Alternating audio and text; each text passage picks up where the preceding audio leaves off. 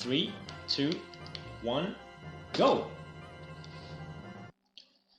So in this game we are Sky. I don't remember what's his name in Japanese, to be honest. I have to save some sort of princess from an evil demon who wants to resurrect some sort of deity. Yeah, the scenario is, well, quite obvious. But what is interesting in this game is that the influence which is behind the graphics and the universe of this game, it's all Indian culture. So the boss is Ashura, an Indian god. So now I went through the first cutscene where I got killed by Ashura. So the reason why I took damage during the first level was because in that cutscene, Ashura damages me by just 1 by 1 health. So it is faster to take damage already to shorten that cutscene. So that's why I took 3 damage. And that pattern on the wall is actually how the passwords work in this game. It's pretty cool. Okay, first real level, Fall Times Woods. Yeah, I remember the names of the levels in the US version. I have run the US version a lot before I switched to Japanese. The gameplay is exactly the same, the only difference is text. The cutscenes are about, I think, 18 to 19 seconds faster in total in the game, in the Japanese version. So it is the best one for speedrun. But, well, it's just the cutscenes. The gameplay is really exactly the same. The Fall Times Woods was really straightforward, so now a real level, Temple of Tyrannus. In the first room, I'm going to take damage off of these guys, so I can pass through these dragons. It's a bit faster that way. And similar strategy in this room, take damage here. So I can go through this guy, take the health, and go up there for a secret, which leads me directly in the last room. Didn't get it. Okay, second try. Yeah, this game has zips, and that is pretty cool. I'll explain later how it works. I have to focus on the boss first.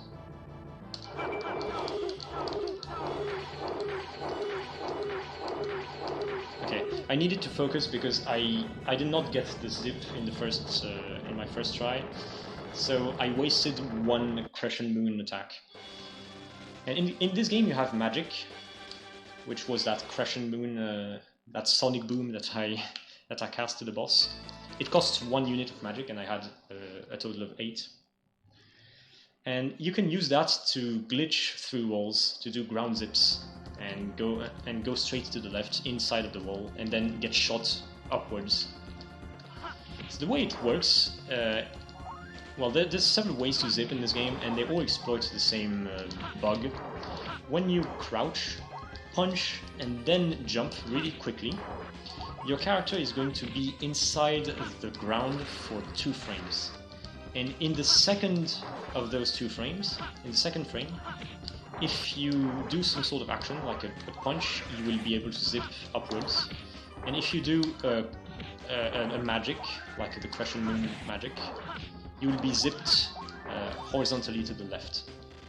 So that's what I did there. And it's not the only zip in this game. There's going to be a few others. Like in the next level, there's also going to be a few zips.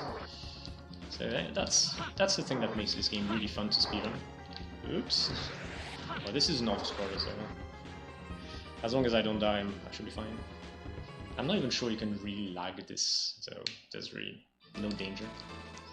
Okay, first actually difficult level, Towers of the Towerlisk. Oh, and by the way, when we beat the previous boss, we gain a new magic, which is Comet Dash, which I'm using here. And it's the most important magic in the game, because, well, it makes you shoot really fast into the air, but it sacrifices 2 units of magic.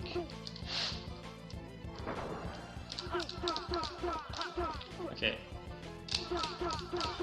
Okay, alright. The third zip there was very dangerous because I only have 3 tries, otherwise I get crushed by the block. And I got it first try. I took a few damage, but I'm fine. I should be able to finish this level without dying. if I don't mess up the next zip. Next zip is kind of dangerous because he's going to be in a room with a crushing wall. Let's see if I can. Oh, dang it! Yeah, that's the thing that happens sometimes. Oh, it's okay. I get to restart right here. Again, no. Yeah, that's because I'm zipping directly. Okay, that's what I was supposed to do. I was supposed to ground zip and not up zip. It's very difficult to control in some places. Alright, I died twice, but we made it. And if you've played this game casually, this boss might have confused you a bit. It's a boss that I like watching new people tackle because not everybody is gonna understand what's the correct strategy for him. After the first 3 hits, he's so big that you cannot avoid him by jumping over him. But fortunately, well, he's spherical, so you can just simply tuck yourself into the left corner, and that's how you avoid him. It's the kind of thing that not everybody figures out on their first playthrough.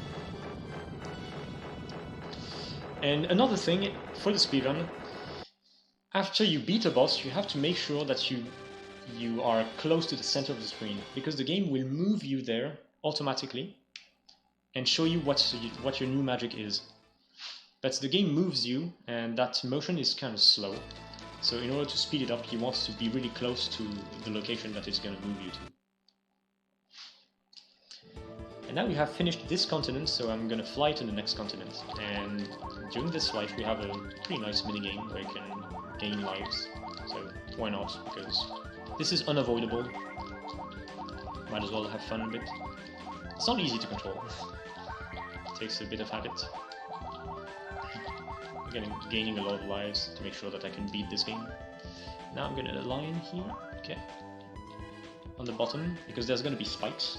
And I want to be hit by a spike to finish the minigame as fast as possible.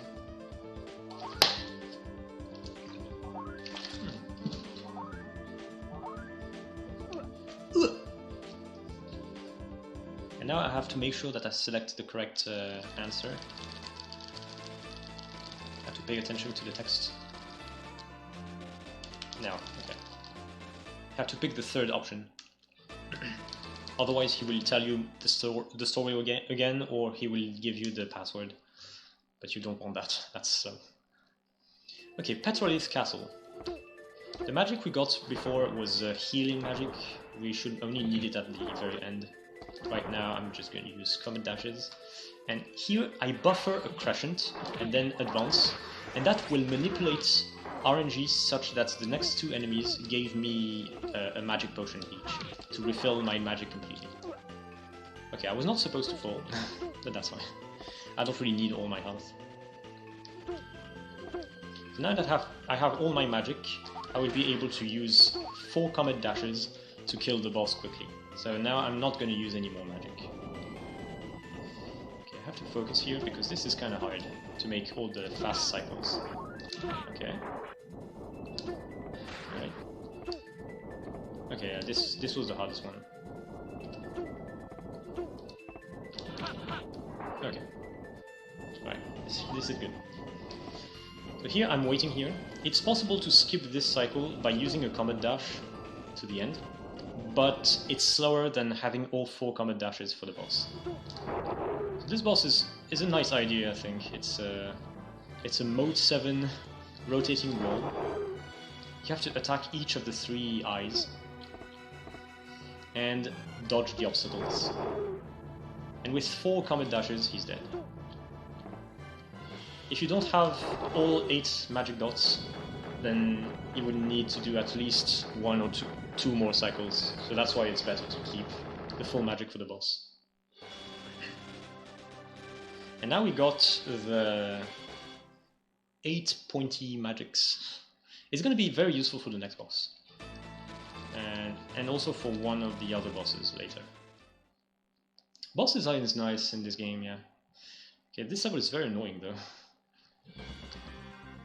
Now, Because those blobs, the little blobs that they shoot upwards, they can completely stop my momentum from common dashes.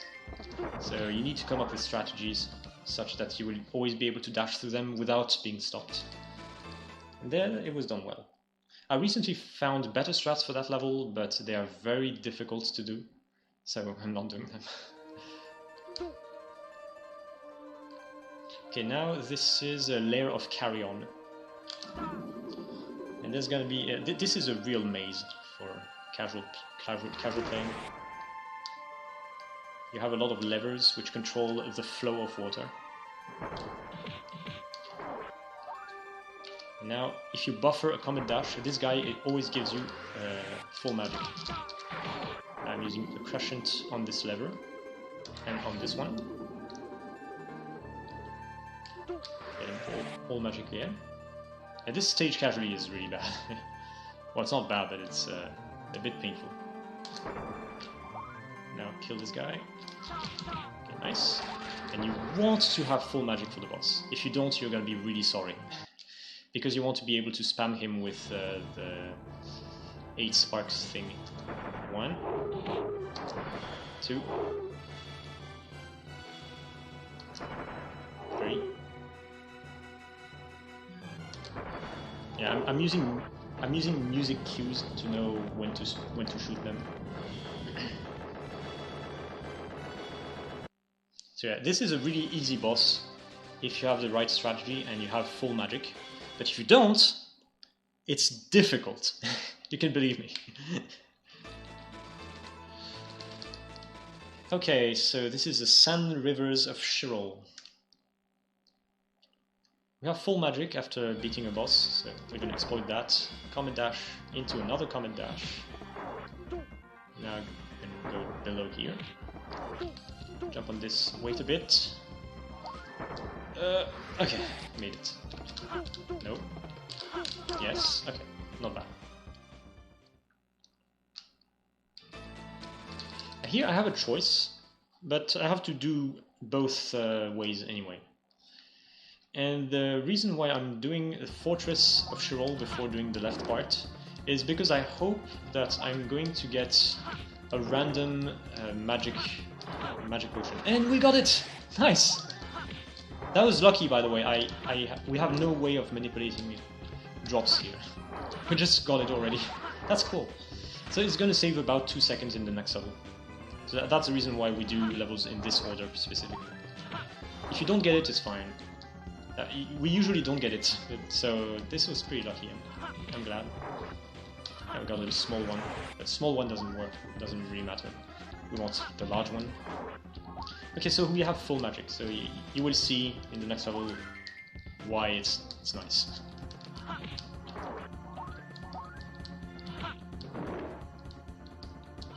So it's almost the end. Okay, we've done this, so we're gonna go up again to Gateway of Eternal Storms.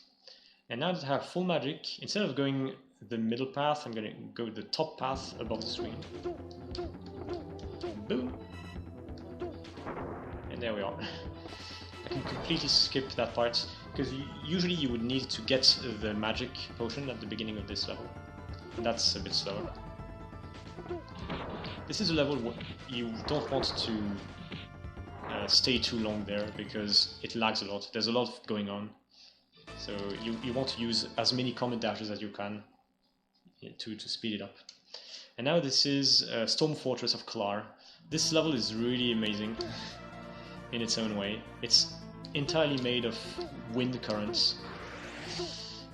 It's difficult to memorize the route for this level. Usually when I come back to this game, this is the first level that I have to relearn because I forgot the route. But now it's okay. I have come back to this game several times and now I'm pretty confident about what to do.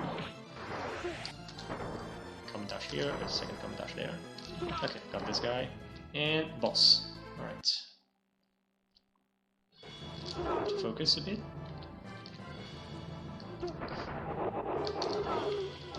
Okay, that was not too late. Alright, that was the correct strategy for this boss. Basically you want to hit him right at the start with a kick. Even if you get damaged, it's fine. to manipulate the next patterns. And the idea is you want to use the magic of the 8 sparkling things, so that the real him, which is the one on the bottom left, will get hit 3 times with an explosion, and then you can finish him off with kicks.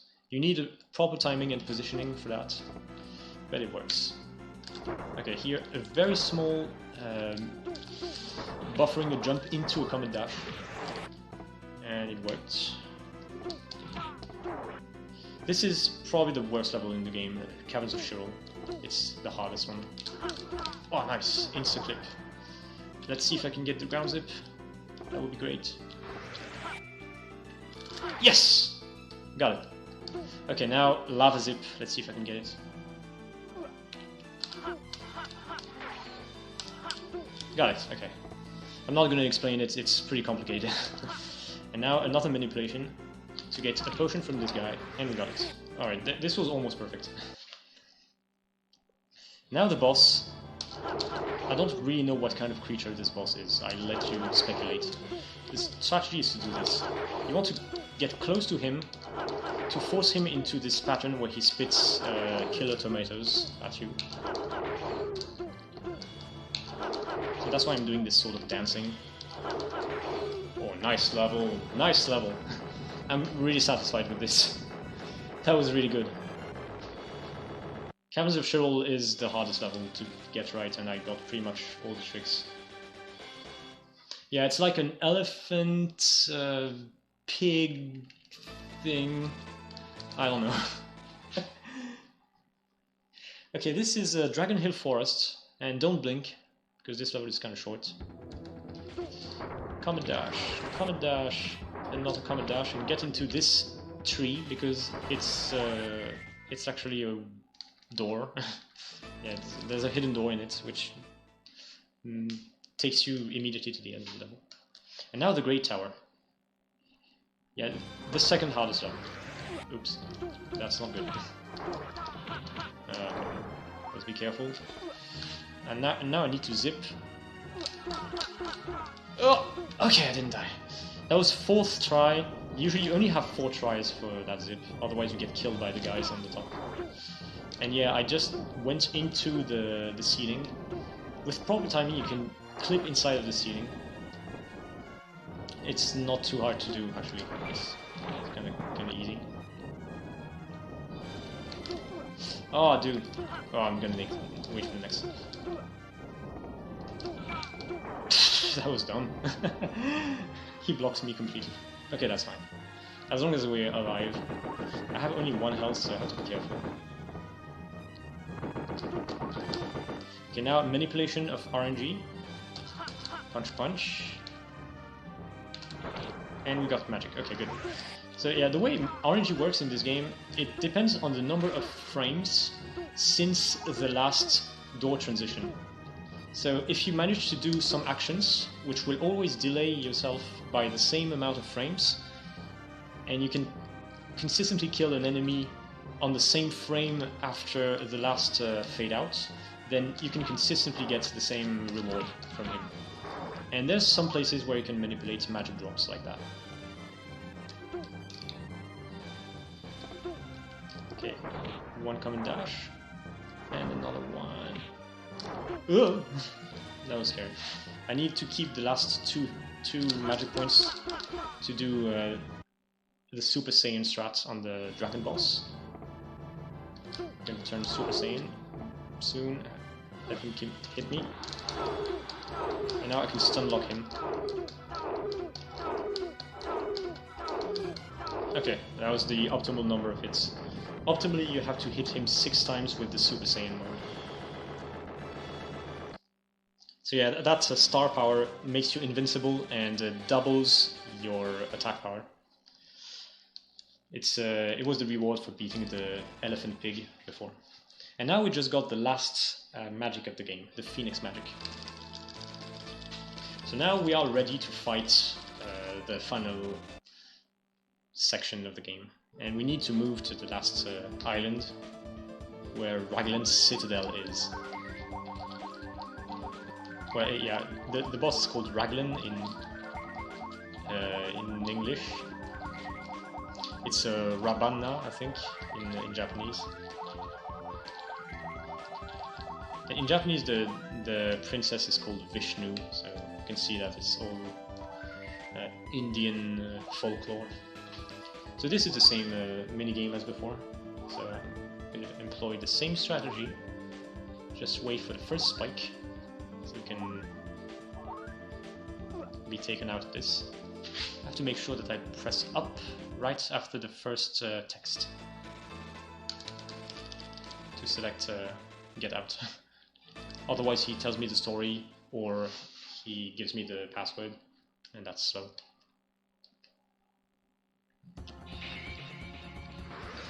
So this is the Phoenix magic. It makes you invincible and your body deals a lot of damage to enemies. Like an awful lot. It's very, very strong. But it uses 4 units of magic. So it's the strongest magic in the game. And this level is not very hard, but it's sort of terrifying because it's super easy to make a mistake and die. So that's why I'm not speaking too much, because I might just be dumb and make a mistake. Kill this guy. Okay, now I'm switching to command dash again. Let's wait for my cue. Now. Okay. And now we have what you need in every video game. A boss rush! So don't worry, it's not all the bosses. It's just 5 of them. So we have the genie, after that we're gonna have the roly-poly thing. Nice. So unfortunately this guy does not take more damage with the Phoenix, so you have to just fight him with our fists. You can fight him with anything, but everything does 1 damage to him, so it doesn't. There's no point in sacrificing magic.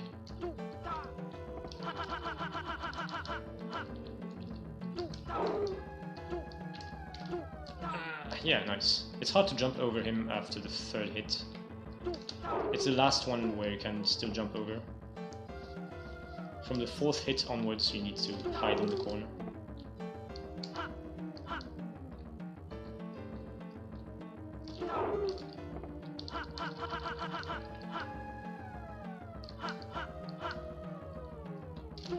Oh, damn it. Too early. Nice way to lose a second. Okay, next one is the evil wall. So let's make sure I command dash and get all the magic. So I have full magic for this boss. So he's fought the same way. Phoenix does not do more damage. Or anything else. Command dash is still the best strategy.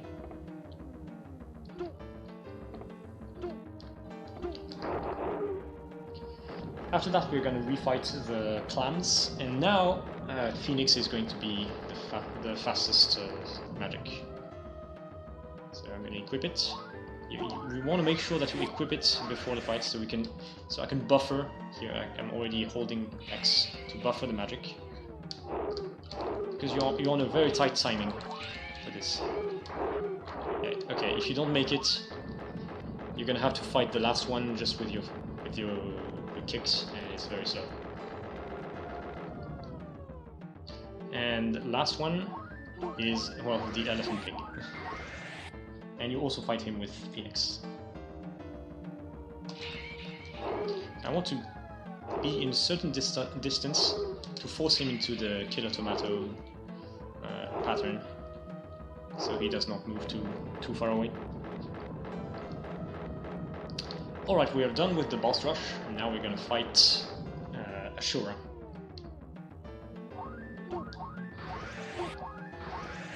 Nice. Make sure you don't buffer X. I did that once. You can buffer magic into this cutscene, and you will waste a Phoenix. I lost a run like that once. It was very painful. Okay, nice. It's nice when he goes after me after the 3rd hit.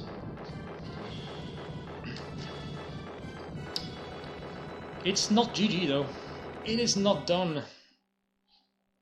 Yes, we beat Ashura, but we did not beat the game.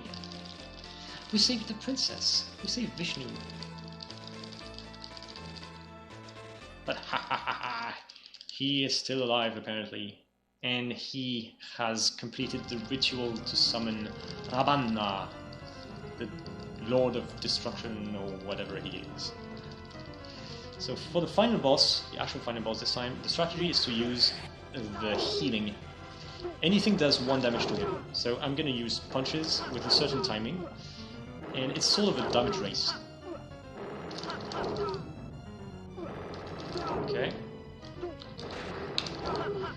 So the reason why it's done this way is because his body is pretty much the only thing that deals only 1 damage to you.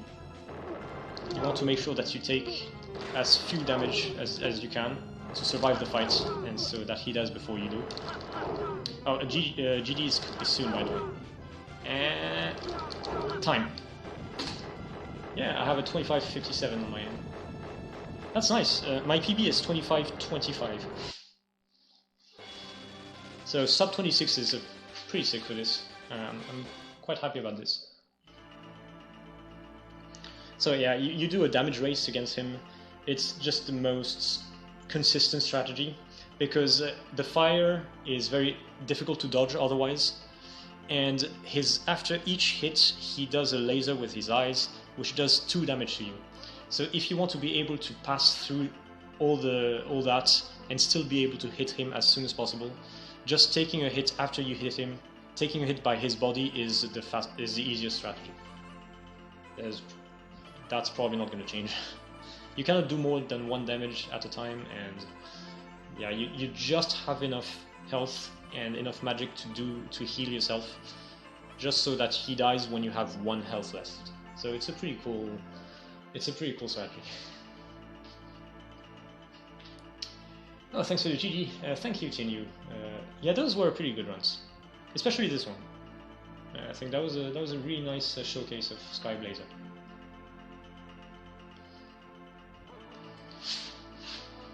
Alrighty, I guess I don't know who's next, but I wish them good luck.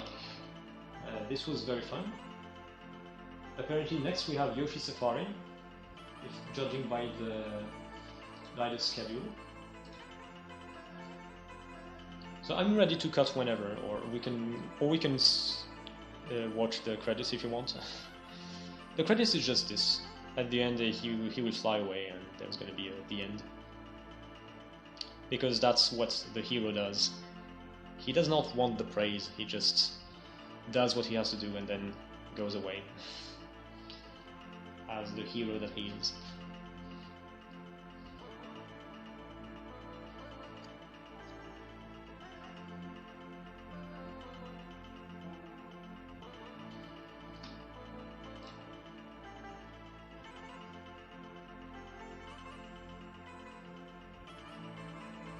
I'm keeping the credits. Okay, nice.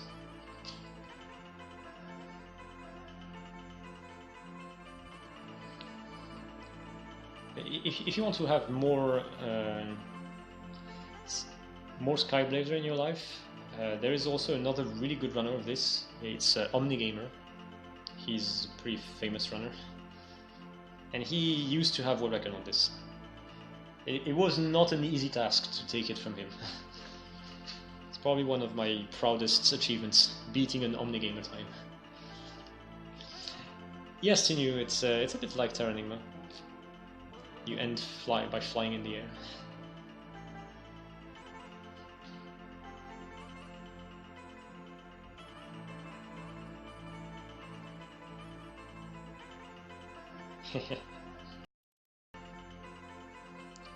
Yeah, my PB is still not perfect. But yeah, this run is really finicky and has a lot of finesse in executing all the strats. I'm really happy about Caverns of Sheol, because I nailed pretty much all the strats. It's really difficult to get that in, to get all the things in the same run.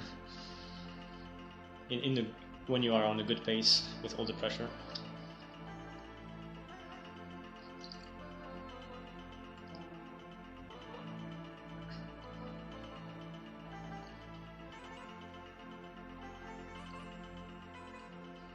But yeah, this is just a really good game. It's a little bit under the radar. It's one of those games which are not too well known. But if you're looking for some good platforming and action, yeah, this game is up there. It's worth discovering casually. Alright, this is the end. GG's, thanks for watching, and good luck to the next runners.